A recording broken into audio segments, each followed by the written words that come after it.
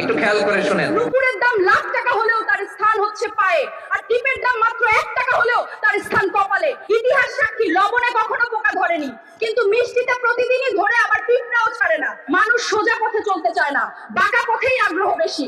তাই তো মদ বিক্রেতাকে কোথাও যেতে হয় না, কিন্তু দুধওয়ালাকে বাজারে দাঁড়ে দাঁড়ে ঘুরতে হয়। আমরা সর্বদা দুধ বিক্রেতাকে বলে থাকি, দুধে জল মিশাননি তো? আর মানুষ মদে জল মিশে খায়। আজ পর্যন্ত মানুষকে এতটুকুই চিনলাম। কচু পাতা দেখেছেন নিশ্চয়ই, ওপরে সবুজ আর ভেতরে চুলকানিতে ভরা। ঠিক তেমনি কিছু মানুষ আছে, বাইরে থেকে দেখতে ভীষণ সুন্দর পরিপাটি, কিন্তু ভেতরটা আবর্জনায় ভরা। সাপ দুধ খেয়ে বিষ উগরে দেয়, আর গরু ঘাস খেয়েও দুধ দেয়। সুতরাং দোষটা খাবারের নয়, পার্থক্যটা স্বভাবের। নিজের যোগ্যতা নিয়ে কখনো অহংকার করবেন না। মনে রাখবেন, পাথর কিন্তু নিজের ওজনের জন্য জলে ডুবে যায়। কি আজব দুনিয়া জানেন? যার চোখে ঘুম আসে তার কাছে ভালো বিছানা নেই, আর যার কাছে ভালো বিছানা আছে তার চোখে ঘুম নেই।